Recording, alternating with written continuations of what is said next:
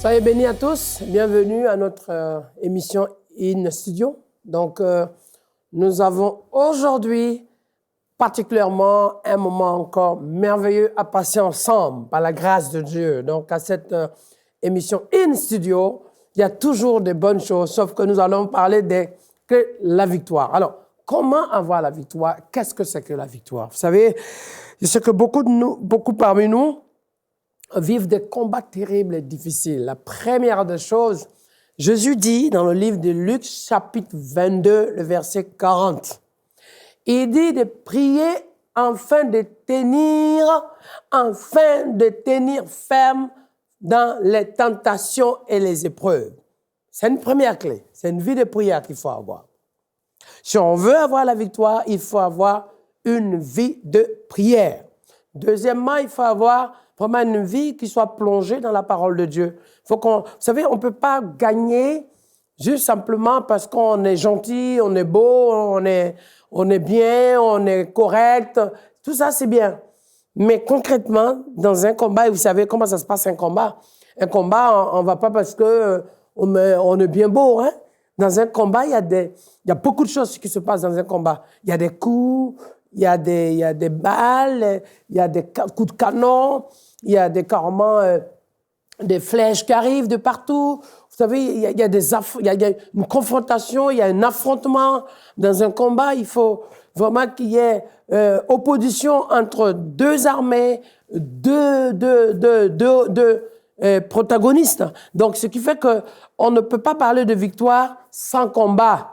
Et pour avoir une victoire, il faut un combat. Et le combat que nous menons, c'est pas nous qui pouvons arriver avec juste notre cœur, avec notre bonne volonté à la victoire. C'est Jésus de Nazareth qui nous donne la victoire. C'est pour ça que nous allons le voir ensemble.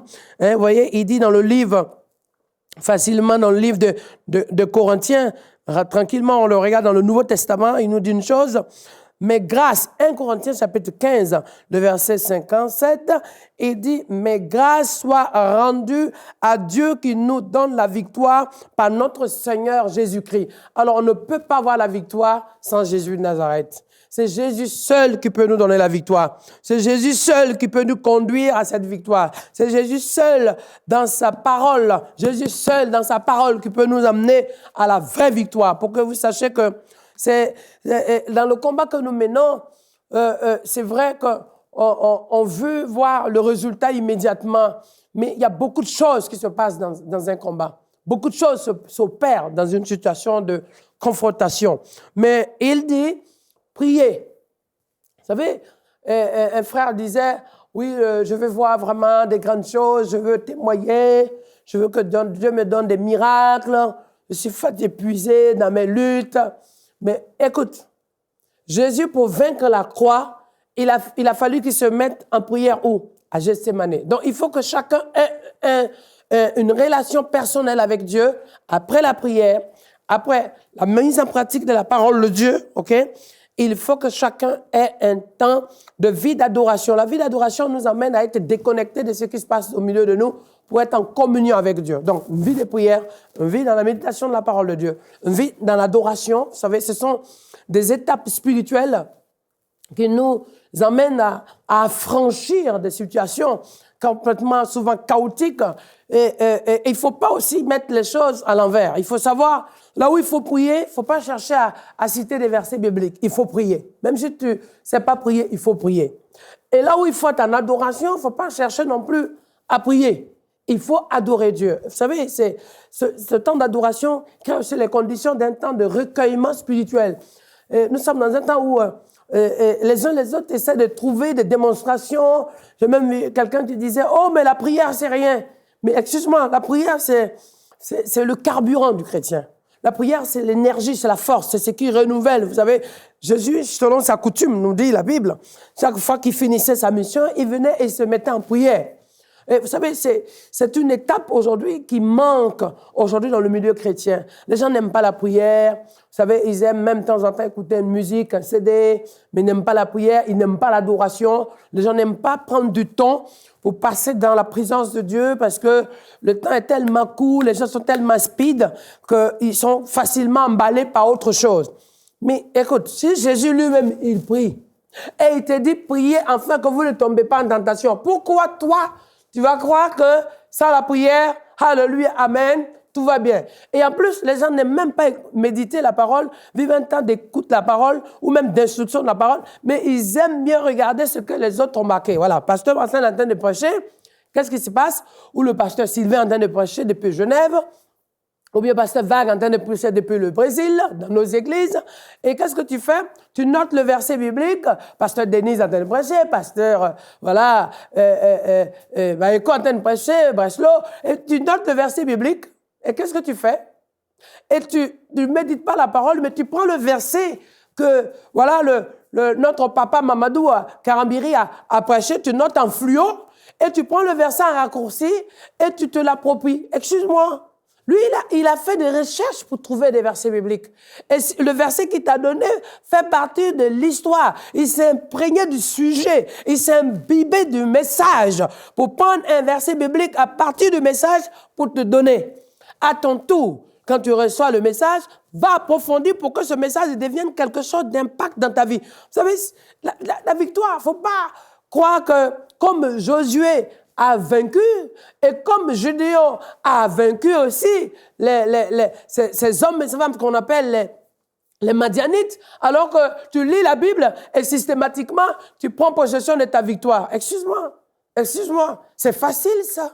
C'est facile parce que après la prière, après la méditation de la parole et l'adoration, il y a aussi l'obéissance à Dieu. Parce que regardez un peu dans le livre de Juges chapitre 6, on va se rendre compte qu'un homme a marqué l'histoire. Il s'appelle Gédéon. Il y avait une forteresse. Il y avait carrément une domination qui était dans le pays, ce qu'on appelle les Madianites. Et on va voir que chaque fois que le peuple de Dieu est planté, le peuple de Dieu faisait de l'élevage, développait de la richesse, les Madianites se mettaient en face pour pouvoir attaquer, ruiner, déstabiliser, ravager, casser ce que le peuple de Dieu avait planté. Et ça veut dire que les œuvres des ténèbres, ils attendent chaque fois au moment où tu as souffert, tu as semé, tu as planté, tu as patienté, tu as arrosé. Et maintenant, tu dois récolter le fruit de ton travail. C'est là que quelque chose se passe. On les appelle les Madianites. Et en fait, ce peuple madien, c'est de là que le nom Madien sort. Quand on dit aujourd'hui Mandien, en fait, on fait référence aux Madianites qu'on appelle le peuple Mandien. Mais les Madiens sont des gens qui attendent que ceux qui bossent, qui sont en train de lutter au quotidien, en sueur, en force, en courage, tout ce qu'ils essaient de récolter, enfin pour dire, je vais enfin me nourrir, je vais être tranquille et me réjouir dans mon plat. C'est là que les Madianites sortent. Ils ravagent, ils détruisent, ils cassent toutes les récoltes. Ils cassent pas seulement, ils arrachent, du moins ils volent, ils pillent et ils récupèrent tout et on se retrouve toujours dépossédé. Mais ces Madianites travaillent au profit de Baal. C'est Baal, c'est un département. Ça veut dire que c'est un département de Baal. La forteresse, c'est Baal, et qui, avec toute sa domination, comme la Bible nous dit dans le livre d'Éphésiens chapitre 6, qui nous a donné les armes spirituelles pour combattre contre les esprits méchants, contre les forteresses et contre les dominations. Et il faut se rendre compte, camarades, c'est pas une petite affaire.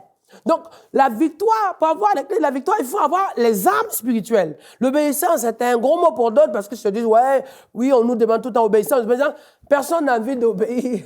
Mais les clés de la victoire passent aussi par l'obéissance. Et après, il faut avoir les armes spirituelles.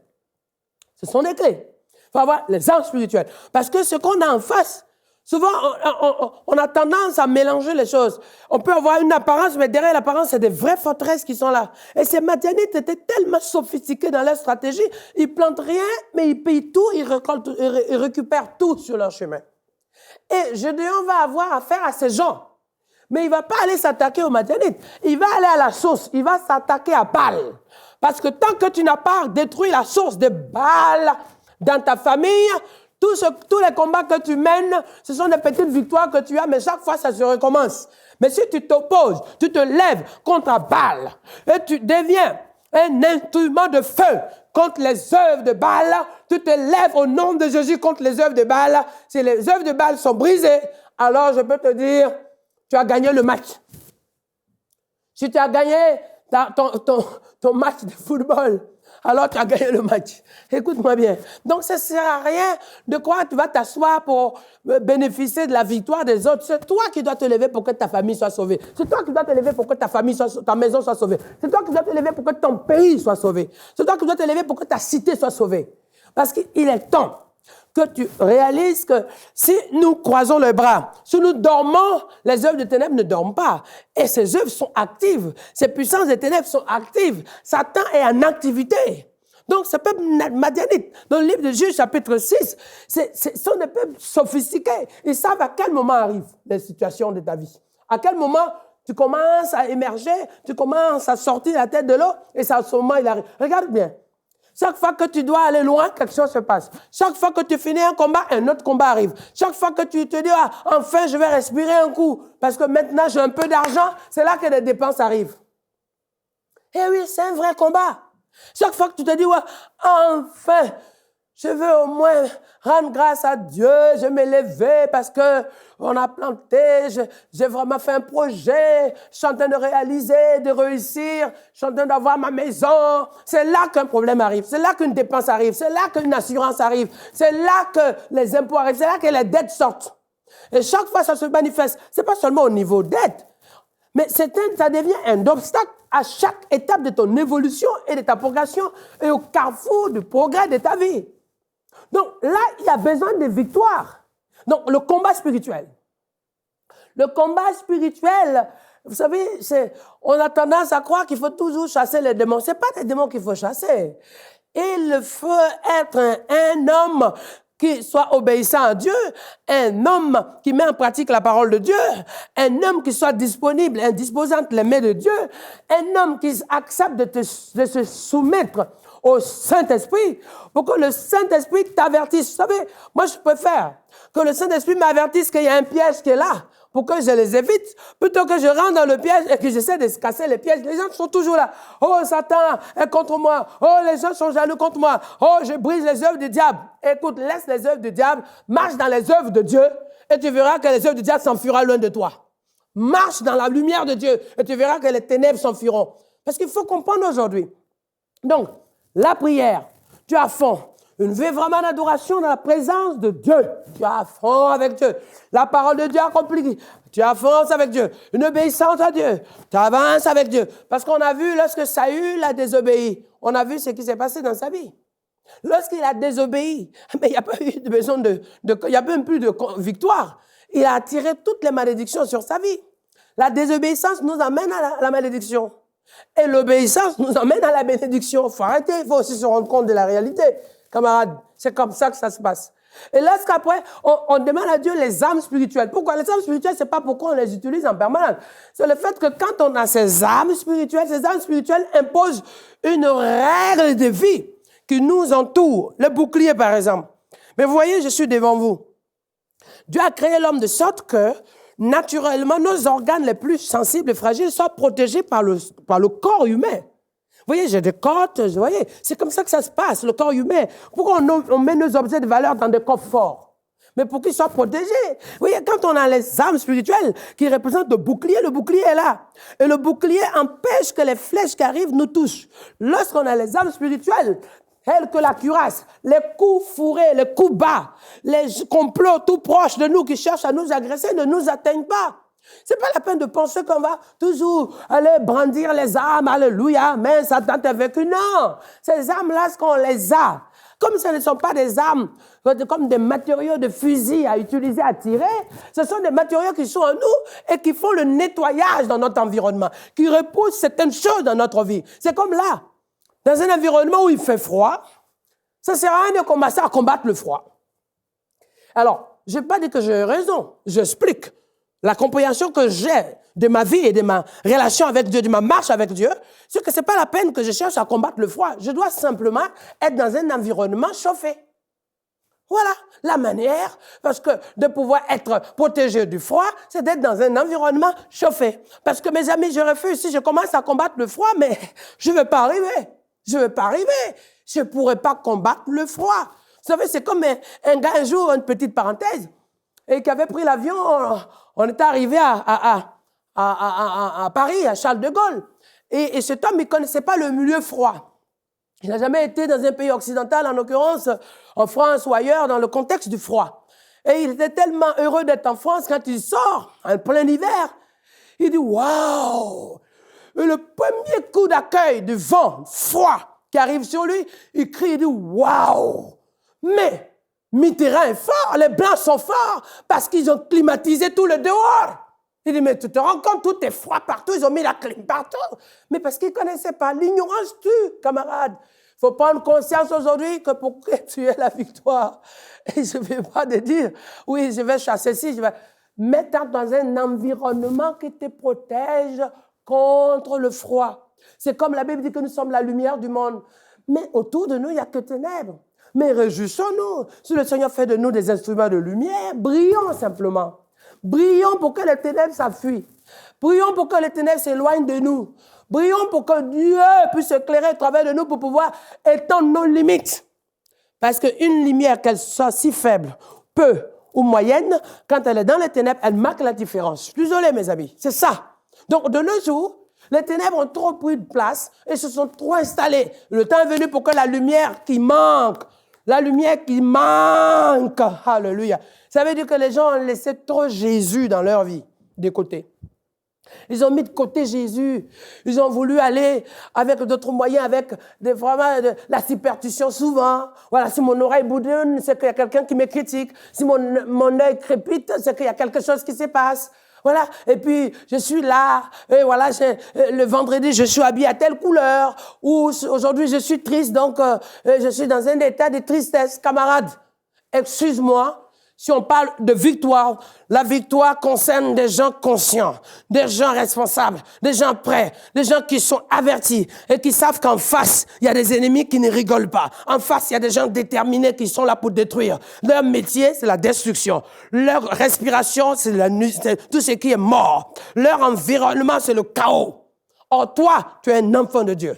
Alors, pour que tu appliques et tu vives la victoire, il faut avoir ces clés. Et c'est pas fini. Pour continuer dans les clés de la victoire, il faut savoir aussi être un homme qui rentre dans le pardon. Parce que le pardon fait partie d'une des clés. On en parle peut-être moins.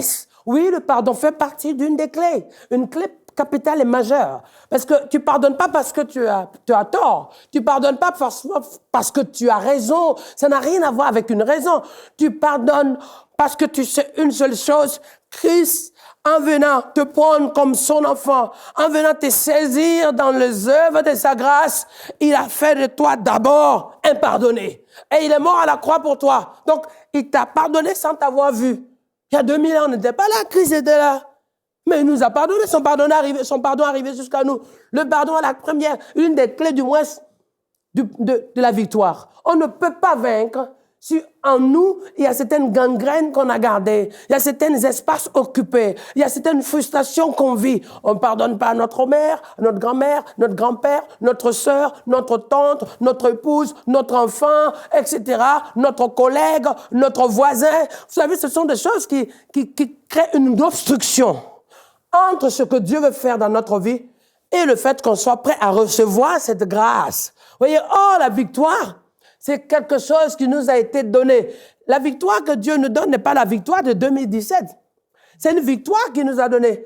Il dit Satan est vaincu. Satan n'est pas vaincu pour qu'aujourd'hui encore, Dieu vienne encore vaincre Satan. Satan est vaincu une fois pour toutes. Voilà. C'est ça qu'il faut comprendre. Vous voyez, le pardon. Après aussi, il faut maintenir une des clés. Il faut maintenir assujetti la chair.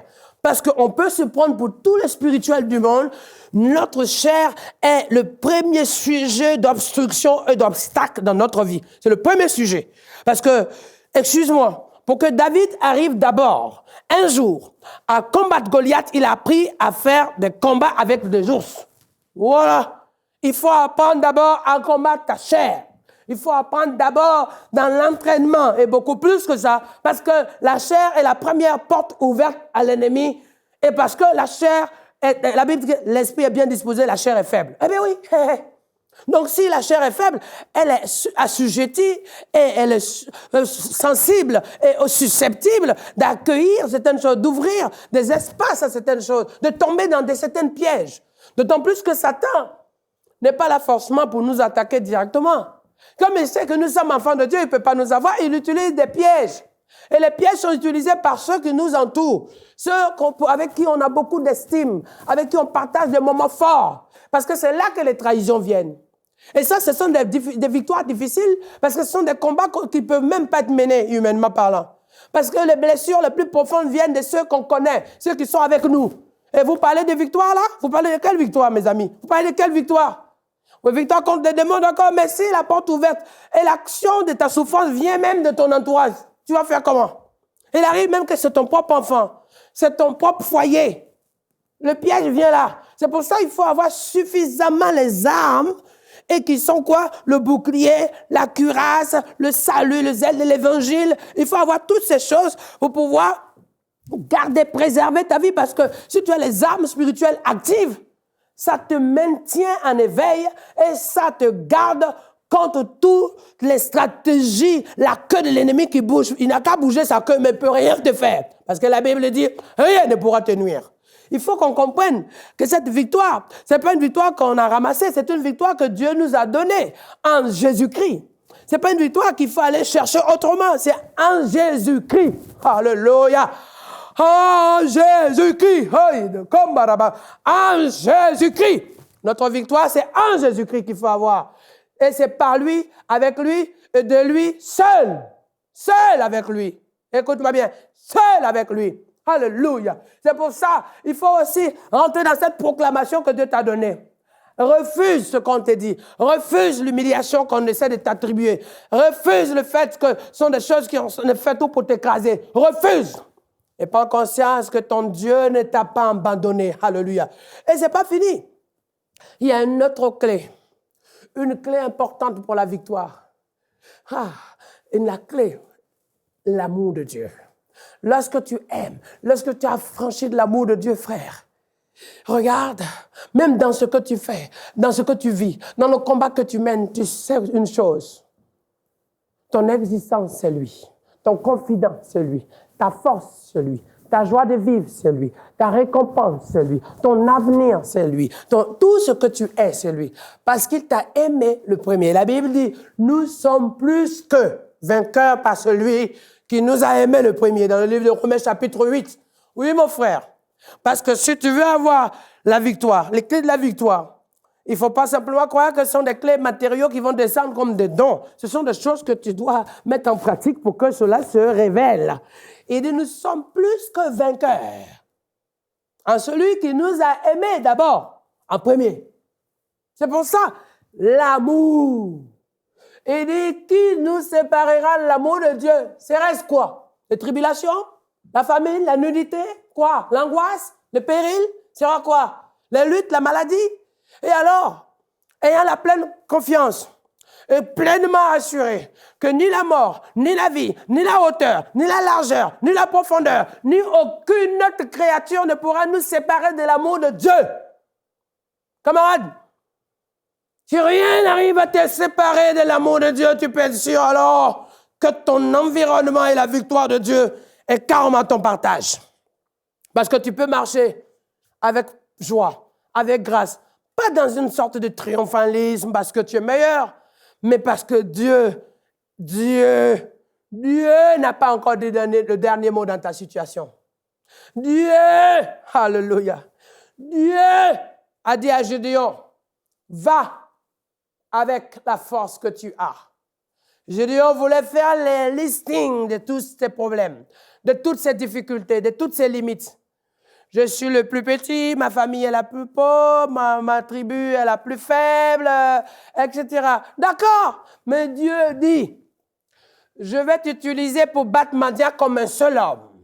Camarades, je veux me servir de toi pour battre Madian comme un seul homme. Je veux me servir de toi pour mettre KO Madian comme un seul homme. Oui, Dieu t'a donné la possession du territoire. Et Dieu t'a donné la possession du territoire. Et tu vas te rendre compte lorsque tu te lèves.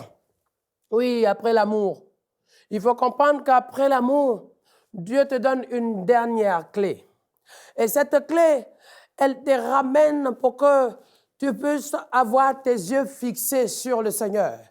Elle te ramène à ce que tu saches que ce n'est ni par ta force, ni par l'intelligence. Oui, frère. Elle t'amène à ce que dans ta vie et dans ta communion avec Dieu, tu découvres quelque chose que c'est Dieu. C'est parce que tu es avec lui. C'est parce que ton appui est avec lui. C'est parce que toute ton existence c'est lui. C'est parce que lui t'a donné le dépôt de Dieu. Wow. La dernière clé, écoute-moi bien, c'est avoir les yeux fixés sur le Seigneur. Apprends à compter sur lui seul. Écoute, même si c'est chaud, même si c'est dur, il dit alors, invoque-moi, mais surtout, aie les yeux fixés sur le Seigneur. C'est une clé qu'on oublie souvent. Parce qu'on a tendance à vouloir ouvrir. Vous voyez, on veut ouvrir pour rentrer. Mais à un moment donné, vous savez, la technologie d'aujourd'hui, on n'ouvre plus les clés. Les clés même, bientôt, ce seront des objets carrément à ouverture à distance par l'IFI, comme on utilise la lumière maintenant par système de distance. Vous voyez, Bluetooth, Wi-Fi, maintenant c'est l'IFI, hein, etc. Mais ça te permet, frère, pour que tu saches que là, c'est vrai, mais je m'attends sur lui. Je regarde à lui seul. Les gens te disent, mais qu'est-ce que tu fais là? Tu dis, oui, je sais que mon Dieu fera quelque chose. Regarde, Seigneur. Je ne dis pas d'ouvrir les yeux pour regarder dans les cieux. C'est les nuages, tu vas voir. On nous a mal enseigné que Dieu est dans les cieux, mais on confond les cieux avec les nuages. Non, non, non, frère. Dans l'atmosphère, la terre est dans une position où il n'y a ni en bas ni en haut. Excuse-moi. Donc, ouvrir les yeux dans les cieux, ça veut dire ferme les yeux et que maintenant tu ne regardes pas ce qui se passe, tu ne regardes pas la vague qui vient vers toi, tu ne regardes pas tes ennemis qui arrivent sur toi, tu ne regardes pas le tourbillon qui est en train de tourner, tu ne regardes pas l'eau sur laquelle tu te dévoues, tu fermes les yeux, mais tout à coup, que tu mettes ta foi en action. Regardez où compter sur Dieu et ouvrir les yeux sur le Seigneur, c'est maintenant que ta foi, elle ne soit pas une foi morte, mais une foi vivante. Et aujourd'hui, on a besoin de ce concret-là. C'est une clé qui nous manque. Les gens n'ont plus de foi. Voilà. Ils sont plus prêts à regarder au Seigneur. Ils n'ont plus la foi, ils veulent tout vite. Et puis, voilà. Oh Seigneur, tu m'as abandonné au bout de 3 jours de prière, 1 mois de prière. Oh, qu'est-ce qui se passe? Ils se répètent, ils se mélangent dans leur prière. Non. Aie la foi seulement. Regarde au Seigneur. Regarde au Seigneur. Et tu verras la gloire de Dieu. Alors, pour pour te ramener à cette réalité de la victoire. C'est clé de la victoire. Et la foi, c'est pas la foi de ton frère, c'est la foi en toi. Ne pense pas que la foi de Moïse va te faire quoi que ce soit, c'est ta foi. Moïse a vu la foi pour que tu comprennes que oui, avec la foi, ça marche. C'est-à-dire, ton appui, c'est Dieu, en fixer les yeux sur le Seigneur. La foi, c'est ça, ça fait confiance en Dieu, même quand c'est dur, même quand tu es seul, et tu as l'impression qu'il n'y a rien qui se passe. Parce que tu sais que lui, alléluia, lui, alléluia. Merci Seigneur. Reçois tes clés, prends tes clés et garde-les. La Bible dit, garde bien ce que tu as reçu afin que personne ne prenne ta couronne. Alors Dieu t'a donné cette couronne, du moins cette victoire. C'est ta victoire. C'est la tienne. Préserve-la, protège-la. Et le Seigneur sera toujours avec toi. Au nom de Jésus de Nazareth, victoire. Cette émission est rendue possible grâce au précieux soutien des partenaires d'Enseigne-moi Canal International. Retrouvez tous nos programmes sur emcitv.com.